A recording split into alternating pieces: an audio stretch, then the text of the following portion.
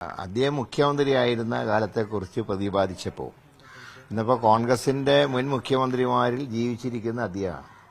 അതുകൊണ്ട് അദ്ദേഹത്തിന്റെ കാലഘട്ടത്തിനെക്കുറിച്ച് നടത്തിയ വിമർശനങ്ങൾക്ക് അദ്ദേഹം മറുപടി പറഞ്ഞു. അതല്ലാതെ നിയമസഭയിൽ ആരും പ്രതിരോധിക്കാനില്ലാത്തതുകൊണ്ടല്ല. അദ്ദേഹത്തിനാണല്ലോ കാര്യങ്ങൾ കൂടുതൽ വ്യക്തമായിട്ട് അറിയാം.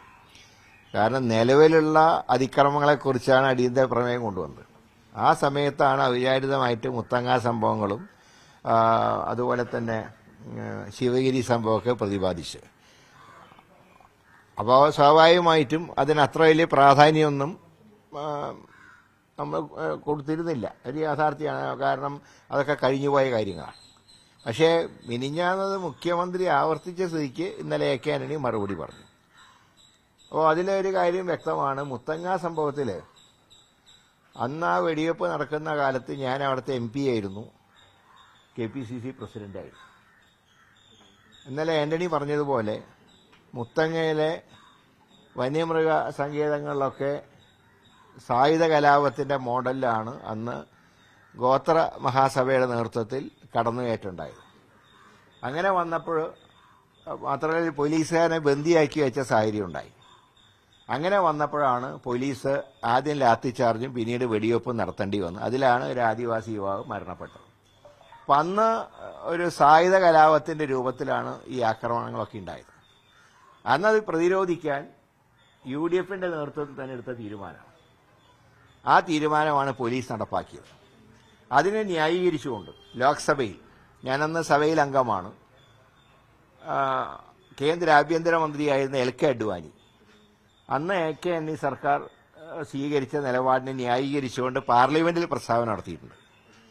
PA സംഗമയാണെന്ന് ഈ പ്രശ്നം സഭയുടെ ശ്രദ്ധയിൽ കൊണ്ടുവന്നത്. അതിന് മറുപടിയായിട്ടാണ് LK അഡ്വാനി ഇതിനെ ന്യായീകരിച്ചുകൊണ്ട്, മുത്തങ്ങയിലെ വെടിവെപ്പിനെ ന്യായീകരിച്ചുകൊണ്ട് ലോക്സഭയിൽ പറഞ്ഞത്. അപ്പോൾ അതൊരു അദ്ദേഹം പറഞ്ഞ 101% കറക്റ്റാണ്. കാരണം അന്ന് ഞാൻ MP ആയതുകൊണ്ട് എനിക്ക് കൂടുതൽ കാര്യങ്ങൾ അറിയാം. ഒരു സായുധ കലാപത്തിന്റെ രൂപത്തിൽ വന്നപ്പോൾ അതിനെ നേരിടാൻ ഇതല്ലാതെ മറ്റു മാർഗം ഉണ്ടായിരുന്നില്ല. ശിവഗിരിയുടെ കാര്യത്തിലും AK ആന്റണി പറഞ്ഞിരുന്നു, റിപ്പോർട്ട് ഓൾറെഡി വെബ്സൈറ്റിൽ ലഭ്യമാണ്. അതിനകത്ത് പറയുന്നത് പോലീസ് അതിക്രമം ഉണ്ടായിട്ടില്ല എന്നുള്ളതാണ്.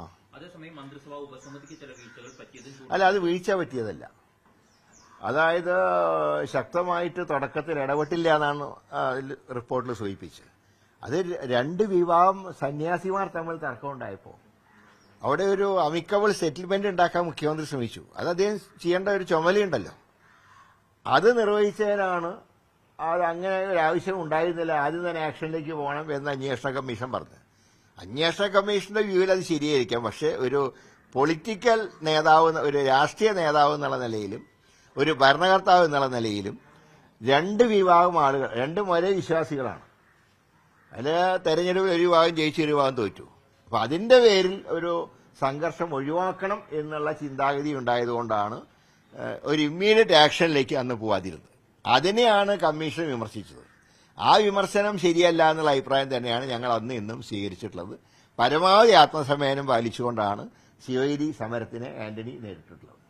ആന്റണി പറഞ്ഞൊരു പരാതി 21 വർഷമായി തന്നെ ഇക്കാര്യങ്ങൾ പറഞ്ഞ് വേട്ടയാടുന്നു, ആരും പ്രതിരോധിക്കാനില്ല എന്നുള്ളത്. അല്ല, പ്രതിരോധിക്കുന്നുണ്ടല്ലോ. കാരണം മുത്തങ്ങ സംഭവത്തിന്റെ, ശിവഗിരി സംഭവത്തിലൊക്കെ UDFന്റെ സ്റ്റാൻഡാണ് ആന്റണി നടപ്പാക്കിയത്. അപ്പോൾ അതിൽ UDF അദ്ദേഹം പറയുന്ന നയങ്ങളോട് പൂർണ്ണമായിട്ട് യോജിച്ചുകൊണ്ടാണ് ഞങ്ങൾ മുന്നോട്ട് നീങ്ങുന്നത്. പിന്നെ പിണറായി വിജയൻ ആയുധങ്ങൾ നഷ്ടപ്പെടുമ്പോൾ തുരുമ്പെടുത്ത ആയുധങ്ങൾ എടുത്ത് പ്രയോഗിക്കുകയാണ്. അത് അദ്ദേഹത്തിന്റെ ഒരു ശൈലിയാണ്. അതിന് ഞങ്ങൾ അത്ര ഗൗരവത്തിൽ എടുക്കുന്നൊന്നുമില്ല. ജനം നോക്കുന്ന ഇന്നത്തെ അവസ്ഥയാണ്. ഈ കാലാവസ്ഥയെക്കുറിച്ച് പറയുമ്പോൾ പണ്ടത്തെ ചരിത്രം പറഞ്ഞിട്ട് ഒരു കാര്യമില്ല. അതിനൊന്നും ജനമധ്യത്തിൽ ഒരു അംഗീകാരവും കിട്ടാനും പോകുന്നില്ല.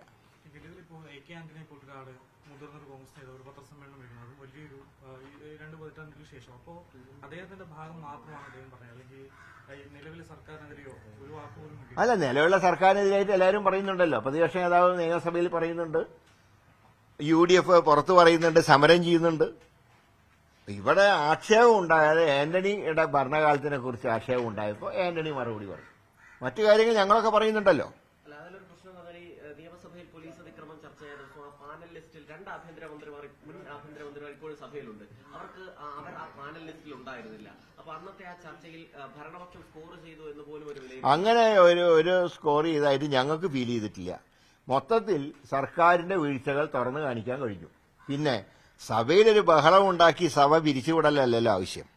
ഞങ്ങളുടെ ശൈലി എന്ന് പറഞ്ഞാൽ സഭയിൽ ചർച്ച ചെയ്യണം, സർക്കാരിനെ പ്രതിക്കൂട്ടിൽ നിർത്തണം. അത് പ്രതിക്കൂട്ടിൽ നിർത്താൻ കഴിഞ്ഞിട്ടുണ്ട്. വിധി എഴുതേണ്ട ജനങ്ങളാണ്. ആ വിധി എഴുതുന്ന സമയത്ത് ജനങ്ങൾ വിധി എഴുതും എന്നുള്ള കാര്യത്തിൽ സംശയമൊന്നുമില്ല. സുരേഷ് ഗോപി പരാതിയുമായി വരുന്നവരെയൊക്കെ അധിക്ഷേപിച്ചുകൊടുക്കുന്നു, പരിഹസിച്ചു. അല്ല, അദ്ദേഹത്തിന്റെ അടുത്ത് പരാതിയുമായിട്ട് പോകുന്നവരെ വേണം പറയാൻ. അദ്ദേഹത്തിന്റെ നിലപാട് എന്താണെന്ന് എല്ലാവർക്കും അറിയാം. അദ്ദേഹം ഇപ്പോഴും രാഷ്ട്രീയക്കാരനല്ല. ഭരത് ചന്ദ്രൻ മോഡലിൽ നിന്ന് അദ്ദേഹം മാറിയിട്ടില്ല. അതിന് അദ്ദേഹത്തിന് മാറാനും കഴിയില്ല. പിന്നെ അതിനെക്കുറിച്ച് പരാതി പറഞ്ഞിട്ട് എന്താ കാര്യം? അദ്ദേഹത്തിന്റെ എല്ലാ കാര്യത്തും അറിഞ്ഞുകൊണ്ടാണല്ലോ അദ്ദേഹത്തിന് MP ആക്കിയത്. അപ്പോൾ MP ആക്കിയവർ അനുഭവിക്കുക, അല്ലാണ്ട് വേറെ മാർഗമൊന്നുമില്ല. ഇല്ല, എല്ലാ കാര്യങ്ങളും UDF ആലോചിച്ചെടുത്ത തീരുമാനമാണ്. ആക്ഷൻ എടുക്കാൻ തീരുമാനിച്ച UDF ആണ്. പിന്നെ സഭയിൽ അദ്ദേഹം വരണോ വരണ്ടോ എന്നുള്ള കാര്യത്തിനെ കുറിച്ച് ഞങ്ങൾ അഭിപ്രായം പറഞ്ഞിട്ടില്ല. പക്ഷേ മിനിഞ്ഞാന്നത്തെ സംഭവത്തോടെ ഒരു കാര്യം മനസ്സിലായത്, അത് ഇനി കുറച്ച് വിവാദത്തിൽ നിന്ന് മാറി നിൽക്കുന്നതാണ് നല്ലതെന്നാണ് എൻ്റെ അഭിപ്രായം. മറ്റൊന്നും കൊണ്ടല്ല.